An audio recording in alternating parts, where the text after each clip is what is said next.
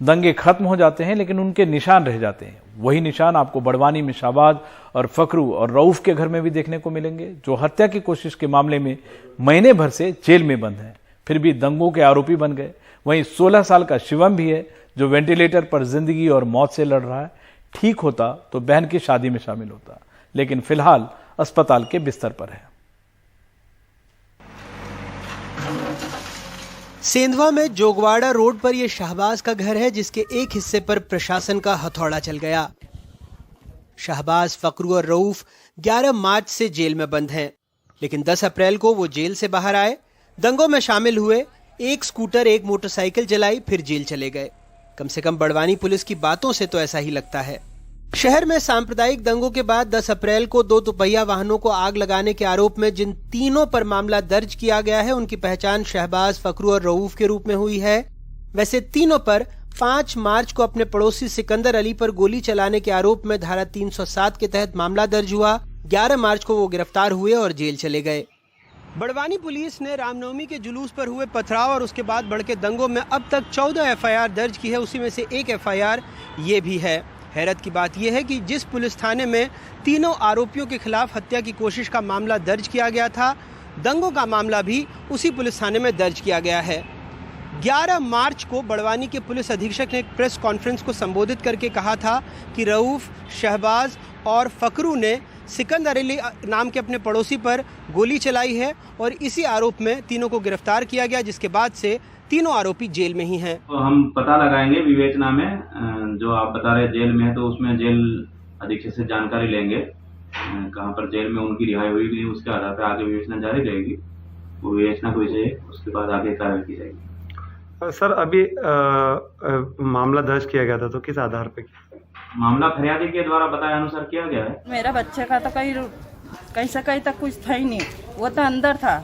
ये पुलिस ने पूछना चाहिए उस पर क्यों एफआईआर करी। कितने समय से अंदर है वो? करीब एक महीना, 1.25 महीना हो गया है। तो क्या पुलिस ने भेजा झगड़ा करने के लिए?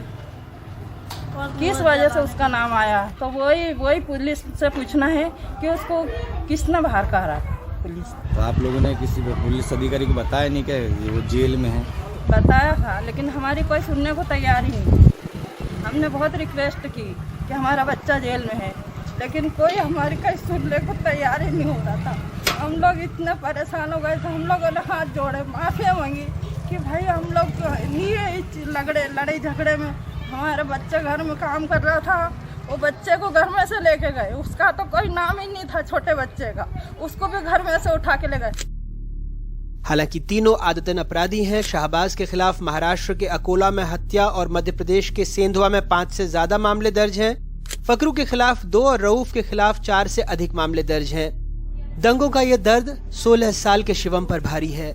17 तारीख को धार जिले में बहन की शादी थी। मामा के घर पढ़ाई कर रहा शिवम आरती से घर लौट रहा था, तभी दंगाइयों के पत्थरों ने उसे वेंटिलेटर पर सुला दिया।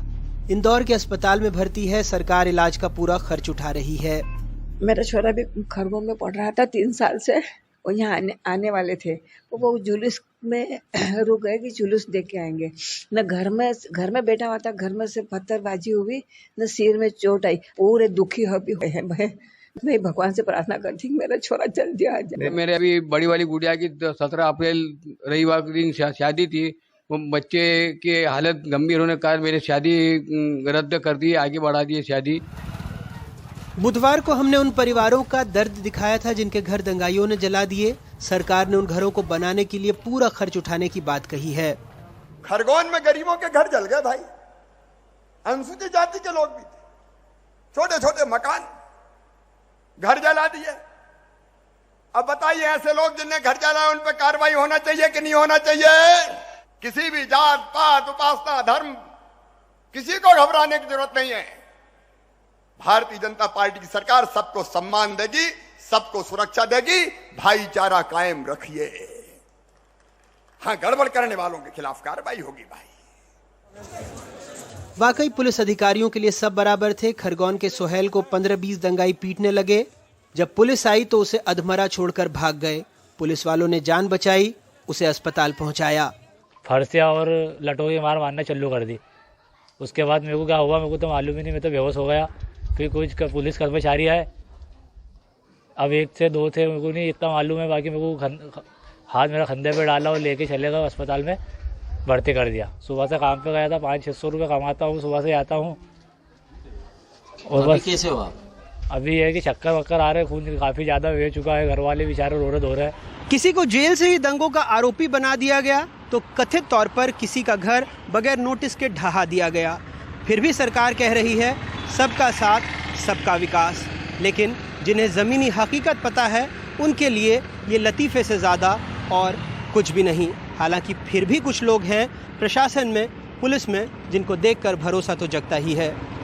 बड़वानी से मुनाफ, धार से अमीन, खरगोन से आसिफ और भोपाल से कैमरा पर्सन रिजवान खान के साथ अनुराग द्वारी, एनडीटीवी इंडिया। और पंजाब में 1 जुलाई से मुफ्त बिजली मिलेगी। भगवंत मान चीफ मिनिस्टर आज उसका ऐलान करेंगे। 300 यूनिट मुफ्त बिजली देने का ऐलान होगा। ऐलान के पहले अखबारों में दिया गया है विज्ञापन। सरकार के 1 महीने पर रिपोर्ट कार्ड भी जारी है। 1 महीने में सरकार की उपलब्धियां बताई गई हैं। पंजाब सरकार ने पूरा किया है केजरीवाल का पहला वादा। केजरीवाल की पहली गारंटी 300 यूनिट फ्री बिजली की थी, जिसे आज लागू कर दिया जाएगा। और इस पर ज्यादा जानकारी के लिए हम चल सकते हैं अपने सहयोगी मोहम्मद गजाली के पास। गजाली, जो चुनाव में जिस तरह के वादे किए थे और केजरीवाल सरकार का जो तरीका है, वो एक तरह से आज उसकी पहली जो है उसका पहला रिपोर्ट कार्ड जनता को भी देखने को मिलेगा। जी जरूर। जो मैनिफेस्टो इस बार सरकारों ने, कई पार्टियों ने मैनिफेस्टो नहीं अनाउंस किया था, और आम आदमी पार्टी ने तो गारंटी के तौर पर इलेक्शन में मैनिफेस्टो को एक तरह से गारंटी ही बताते हुए अपनी बड़ी घोषणाएं की थी।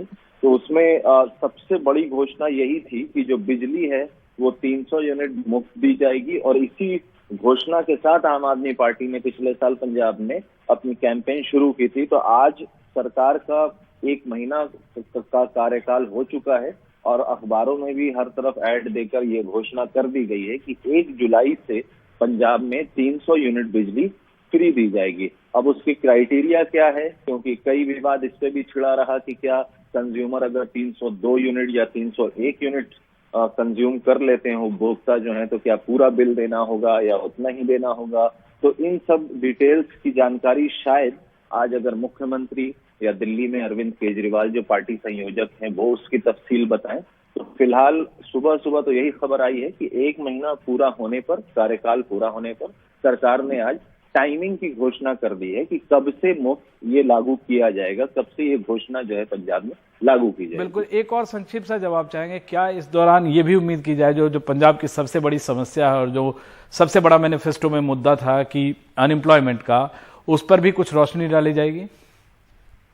देखिए, अभी जो जिस तरह की घोषणाएं आज अखबारों में लगी हुई हैं जो पंजाब सरकार के पीआर डिपार्टमेंट की तरफ से, तो उसमें अभी नौकरियों के बारे में जिक्र यही है कि जो अनाउंसमेंट सरकार ने की थी उन्हीं का जिक्र है कि 25,000 को नौकरी दी जाएगी या 25,000 को कॉन्ट्रैक्ट जॉब से परमानेंट जॉब पे लाने की जो घोषणा है उसी का जिक्र है। वो कब किया जाएगा अभी उसका जिक्र नहीं है। बिल्कुल। इस पूरी जानकारी के लिए बेहद शुक्रिया गजाली। लेते हैं एक छोटा सा ब्रेक के बाद हाजिर होते हैं।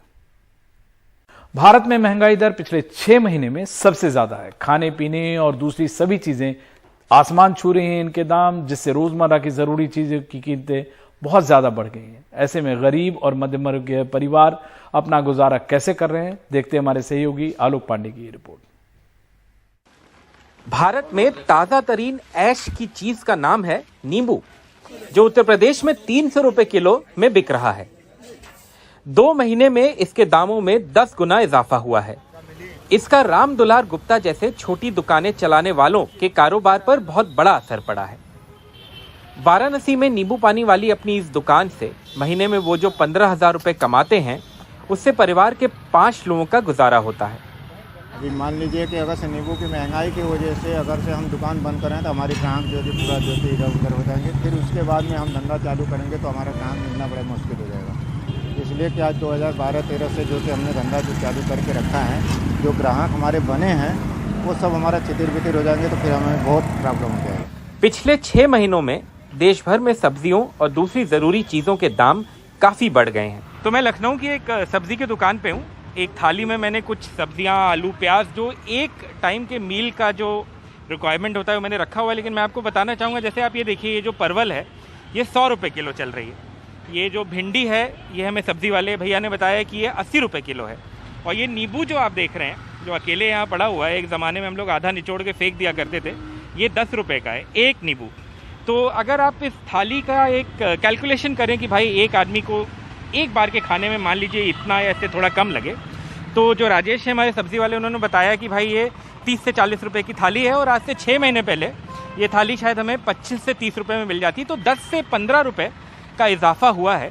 और ये सिर्फ मैं एक मील की बात कर रहा हूँ, एक आदमी की एक टाइम की।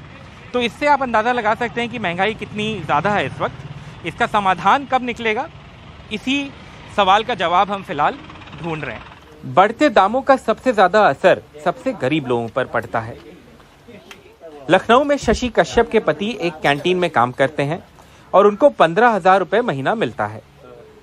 परिवार के 5 सदस्यों को पालने के लिए उन्हें 2 छोटे बच्चों के मिल्क सप्लीमेंट्स में कटौती करनी पड़ी है। वह कहती हैं कि सरकार की मुफ्त राशन योजना के बावजूद उनके लिए ये एक मुश्किल भरा दौर है। पहले हम लोगों को 1500 में राशन आ जाता था, जो हम लोग 1 महीने चलाते थे। अब तो 3, 3,500, 4,000 रुपए में राशन आता है और पता ही नहीं चलता। बच्चों का बॉर्नवीटा कैंसिल हो गया है, हॉर्लिक्स कैंसिल हो चुका है। लखनऊ के सुधीर और निम्मी अग्रवाल मध्य वर्गीय परिवार से हैं, जो अपने बच्चों के साथ हफ्ते में एक बार घूमने जाते थे, लेकिन फिलहाल ऐसा नहीं कर रहे हैं। सुधीर का मॉड्यूलर इकाई बनाने का कारोबार है, लेकिन ईंधन के दामों में बढ़त से कच्चे माल और उसकी ढुलाई की कीमतें भी बढ़ गई हैं। इधर पिछले 6 महीनों में 1 लीटर दूध 2 से 5 रुपए तक महंगा हो गया है। किचन चलाना इसलिए मुश्किल हुआ है कि बच्चे अपनी डिमांड करते हैं, हर नीड उनकी अब हम लोग पूरी नहीं कर पाते हैं। नींबू बहुत महंगा है, तो नींबू तो गर्मी में सबसे ज़रूरी नीड है। तो लगता है थोड़ा सा किधर हटाओ उधर काम चलो, नींबू बिना काम चलना नहीं है हमारा। सरकार बेहतर कर सकती है। हाँ, दामों पर अंतर्राष्ट्रीय दबाव है, लेकिन सरकार को डीजल और पेट्रोल के दामों पर तो नियंत्रण करना चाहिए। दामों में कमी कब आएगी, इसका जवाब किसी के पास नहीं। अजय सिंह और कैमरा पर्सन राजेश गुप्ता के साथ आलोक पांडे, एनडीटीवी इंडिया। उधर असम में चल रहे बिहू के अवसर पर शिवसागर जिले में अखिल टाई अहोम छात्र संस्था के नेतृत्व में रंगाली बिहू का आयोजन किया गया। शुक्रवार सुबह झंडोत्तोलन के साथ बिहू कार्यक्रम की शुरुआत हुई। शिवसागर के ऐतिहासिक रंगघर के प्रांगण में यह कार्यक्रम आयोजित हुआ। इस कार्यक्रम में हाथी दौड़ भी कराई गई, जिसमें 5 हाथियों ने हिस्सा लिया। इस प्रतियोगिता को देखने के लिए भारी संख्या में लोग वहां मौजूद रहे।